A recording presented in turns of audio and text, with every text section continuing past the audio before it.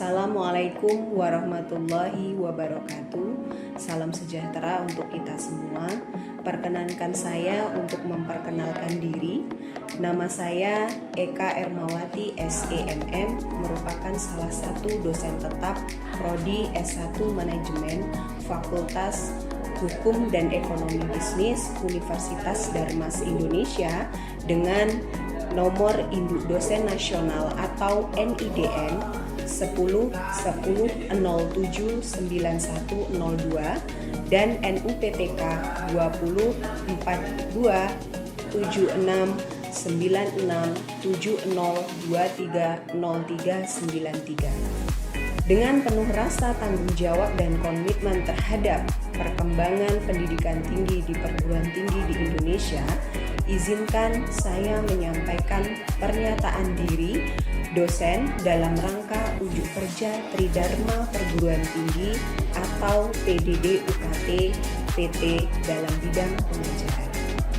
Video ini dibuat dalam bentuk proses sertifikasi dosen gelombang 1 yang diselenggarakan oleh Kementerian Pendidikan Tinggi, Sains dan Teknologi atau Kemendikti Saintek tahun 2025. Pada kesempatan ini, saya akan memaparkan salah satu mata kuliah yang saya ampu, yaitu mata kuliah Manajemen Keuangan 1. Saya mengajar mata kuliah Manajemen Keuangan 1 ini pada tahun ajaran 2024-2025 dengan beban studi sebesar 3 SKS.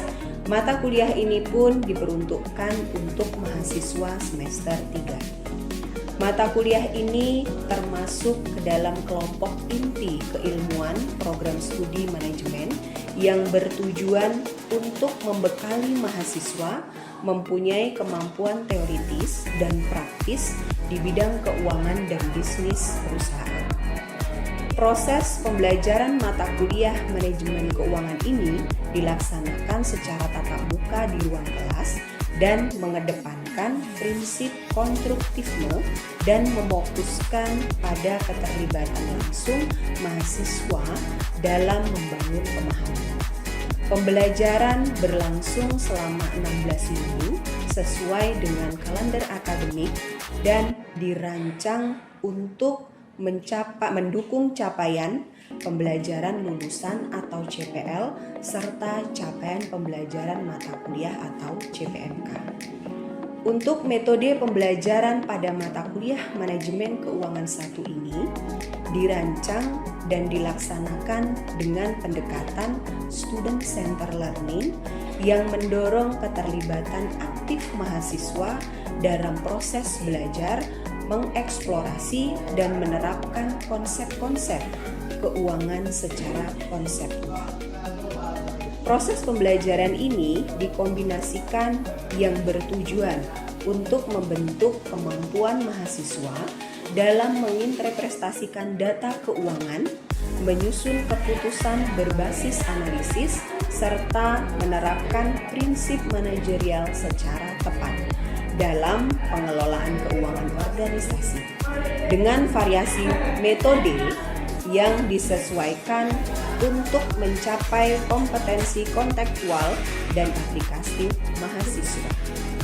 Adapun metode yang diterapkan diantaranya, pertama, yaitu ceramah partisipatif, yang kedua, diskusi terstruktur, yang ketiga, studi kasus kontekstual, yang keempat, latihan analitik dan simulasi, yang kelima, penugasan proyek kolaboratif, dan yang keenam, presentasi dan umpan balik.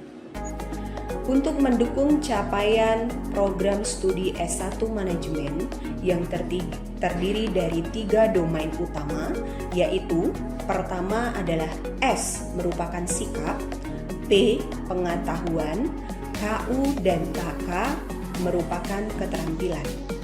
Adapun CPL yang relevan dan telah diintegrasikan dalam mata kuliah ini meliputi S9 mahasiswa bertanggung jawab secara mandiri, P1 penugasan konsep teoritis manajemen, KU5 mahasiswa mampu mengambil keputusan, KU8 mahasiswa mampu mengevaluasi diri dan pembelajaran secara mandiri. KU10, mahasiswa mampu menerapkan kerjasama, berinovasi, dan beradaptasi. KK2, mahasiswa mampu menjalankan fungsi manajemen, baik itu manajemen keuangan, manajemen SDM, dan manajemen pemasaran.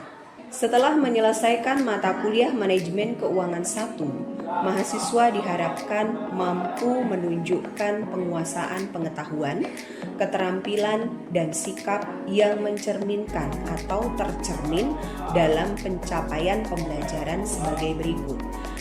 Capaian pembelajaran mata kuliah, di antaranya CPMK 1 menguasai konsep dasar manajemen keuangan secara mandiri berdasarkan data dan informasi keuangan. CPMK 2 menyelesaikan perhitungan nilai waktu uang atau time value of money dan menerapkan dalam analisis keuangan operasional. CPMK 3 melakukan penilaian terhadap surat berharga termasuk obligasi, saham biasa, dan saham preferen secara tepat. CPMK 4 menganalisis laporan keuangan dengan menggunakan rasio dan teknik analisis lainnya untuk mengevaluasi kinerja organisasi. CPMK 5 mengelola dan mengevaluasi modal kerja dan persediaan untuk mendukung efisiensi operasional perusahaan. CPMK 6 menyusun perencanaan dan pengendalian manajemen piutang serta kas perusahaan. CPMK 7 menganalisis keputusan investasi menggunakan metode penilaian yang relevan. CPMK 8 mengevaluasi sumber modal dan kebijakan dividen dalam mengelola struktur keuangan perusahaan. CPMK 9 menghitung dan menafsirkan break-even point atau BEP sebagai dasar perencanaan penjualan dan profitabilitas. CPMK 10 memahami dan menganalisis isu manajemen keuangan internasional termasuk resiko nilai tukar dan strategi keuangan global. Materi pembelajaran dalam mata kuliah manajemen keuangan ini disusun secara sistematis untuk mendukung capaian pembelajaran yang mencakup pemahaman konseptual dan keterampilan teknik dalam pengambilan keputusan. Adapun ruang lingkup materi yang ada di dalam mata kuliah manajemen keuangan ini, yang pertama ruang lingkup manajemen keuangan, yang kedua lingkungan bisnis pajak dan keuangan, yang ketiga nilai waktu uang atau time value of money, yang keempat penilaian sekuritas jangka panjang, yang kelima resiko dan pengembalian, yang keenam analisis laporan keuangan, yang ketujuh arus kas dan perencanaan keuangan, yang kedelapan manajemen modal kerja, kesembilan sekuritas yang dapat diperjualbelikan, 10 piutang usaha dan manajemen persediaan, dan yang ke-11 pendanaan jangka pendek. Untuk penilaian hasil belajar mahasiswa dilakukan secara komprehensif berdasarkan kombinasi berbagai aspek pembelajaran. Adapun penilaiannya berdasarkan pertama partisipasi aktif sebesar 20% meliputi kehadiran mahasiswa di dalam perkuliahan. Yang kedua tugas individu dan kelompok sebesar 25%.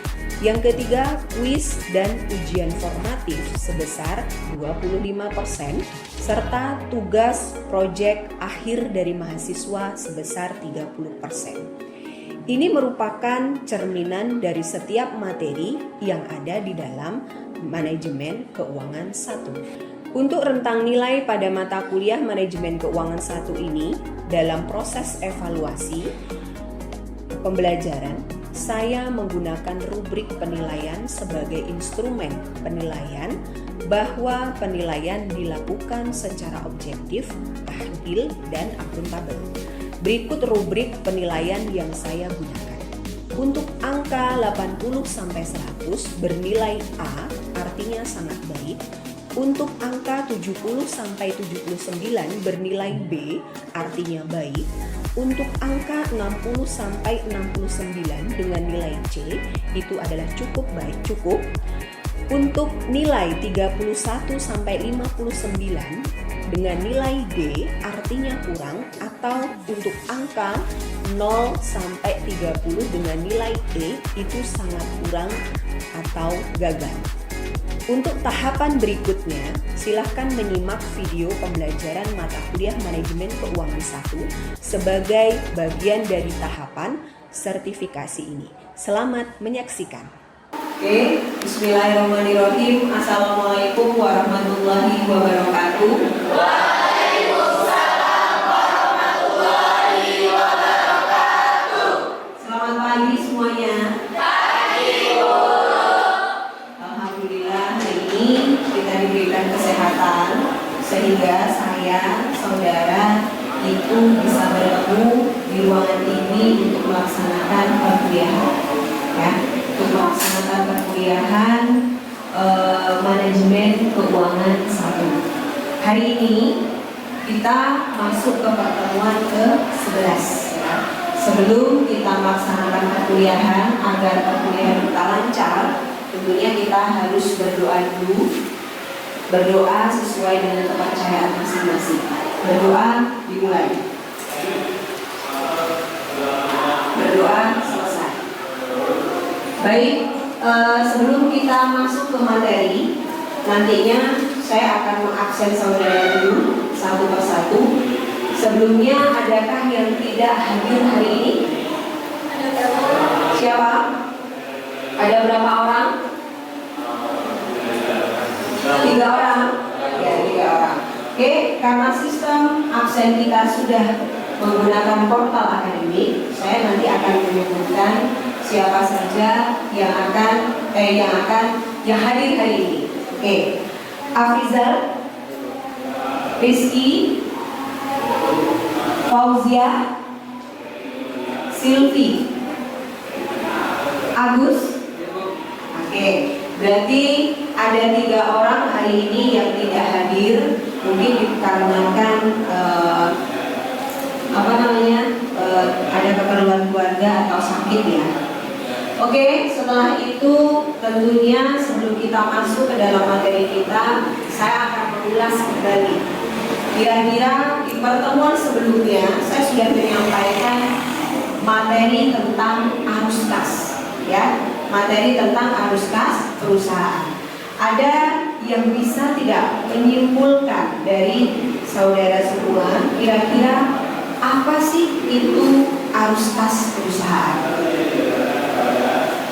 Oke, kalian Anda? Sebelumnya kita tahu tentang arus dana yang merupakan dokumen keuangan penting dalam akuntansi perusahaan. Laporan ini memberikan gambaran menyeluruh tentang aktivitas keuangan perusahaan selama periode tertentu. Nah, sedangkan laporan arus kas adalah catatan keuangan yang berisi informasi tentang pemasukan dan pengeluaran dalam satu periode. Terima kasih. Oke, baik. Bagus sekali jawabannya. Kasih aplaus untuk kalian. Baik, dari jawaban kalian Anda, saya bisa menyimpulkan bahwa saudara sudah memahami, ya, materi sebelumnya, sehingga capaian pembelajaran kita itu bisa dikatakan tercapai, ya. Masuk ke pengertian pertama, ya. Pengertian apa sih itu modal kerja? Pertama, dalam operasinya perusahaan selalu membutuhkan yang namanya dana harian. Dana harian ini digunakan untuk apa? Untuk operasional perusahaan. Untuk contohnya di sini bisa kita lihat membeli bahan mentah, membayar gaji karyawan, membayar rekening listrik dan sebagainya. Semua dana yang digunakan untuk kegiatan operasional perusahaan untuk keberlanjutan perusahaan di perusahaan, ya. Dana yang dialokasikan tersebut diharapkan diterima kembali Dana yang digunakan untuk operasional itulah namanya working capital atau modal kerja. Jadi setelah penjabaran sebelumnya kita dapat menyimpulkan manajemen modal kerja atau working capital management itu adalah memanajemen, mengatur elemen-elemen aktiva lancar yang ada di perusahaan. Kira-kira pemahaman saudara terkait dengan aktiva lancar, apa saja elemen-elemen atau komponen aktiva lancar yang ada di dalam perusahaan? Siapa yang bisa menjabarkan? Oke, Rizky silakan. Komponen dari aktiva lancar dalam laporan keuangan itu yang pertama adalah kas, efek, persediaan, piutang, dan yang terakhir adalah melengkapi. Bagus sekali. Karena dalam komponen aktiva lancar itu ada kas, piutang, persediaan, perlengkapan. Itu merupakan salah satu yang harus kita manage, yang harus kita kelola. Itu kenapa manajemen modal kerja itu sangat penting, ya. Jadi perusahaan ini mengelola, memanage, mengatur seluruh elemen yang ada di laporan keuangan porsi aktiva lancar untuk menjamin tingkat likuiditas perusahaan. Bagaimana perusahaan bisa tetap eksis, bagaimana perusahaan bisa tetap menjalankan operasionalnya dengan baik untuk mendapatkan yang namanya laba. Itulah tujuan dari modal kerja. Selanjutnya masuk ke konsep modal kerja, ya. Di dalam konsep modal kerja ada 3, ya. Ada 3 konsep modal kerja. Pertama adalah konsep kuantitatif. Apa itu konsep kuantitatif? Kalau kita baca di sini, konsep kuantitatif adalah keseluruhan aktiva lancar. Jadi seluruh komponen yang ada di aktiva lancar. Kalau kita berbicara kualitas, di sini kita bisa menggambarkan, yaitu modal kerja yang kualitatif itu yang mana poinnya? Selisih antara aktiva lancar dan tidak lancar. Mana di dalam laporan keuangan neraca selisihnya berapa sih antara hutang lancar dan aktiva lancar? Berapa kira-kira? Selisihnya apakah 20 juta, 30 juta, bahkan 500 juta?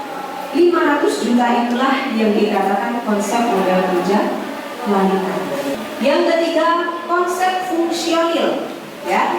Konsep fungsional ini berdasarkan pada fungsi dana yang digunakan untuk memperoleh pendapatan saja. Jadi dana ini memang digunakan sesuai fungsinya. Apakah nanti kas kita menggunakan dana yang berasal dari sumber jangka pendek atau berasal dari laba ditahan, kita belikan untuk membeli bahan baku. Jadi dana yang digunakan untuk mengelola modal kerja ini digunakan sesuai fungsinya, ya. Ini kira-kira 3 konsep modal kerja, ya. Ada gross working capital, ada net working capital, dan ada konsep fungsi 3, ya. Coba kita lihat sekarang laporan keuangan. Ini ada salah satu contoh laporan keuangan PT Bongki Marcel Corporation. Di sini saudara bisa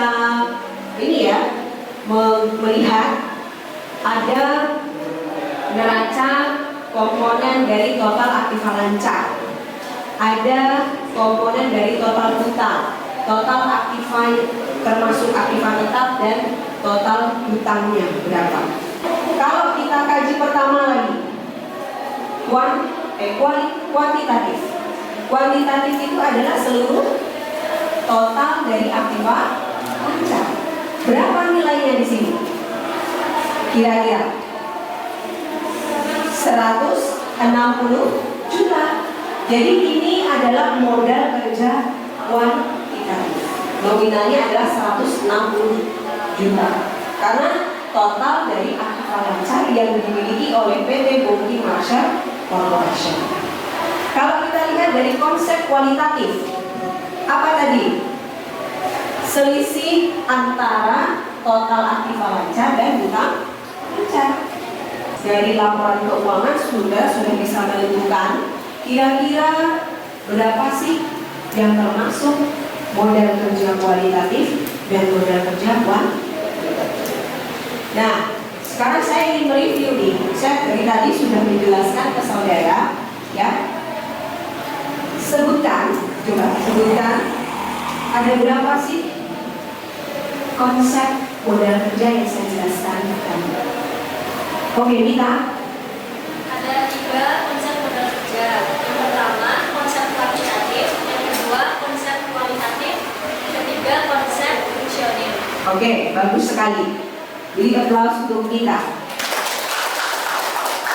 Ya, jadi dalam menentukan jenis modal kerja kita ada 2, ya.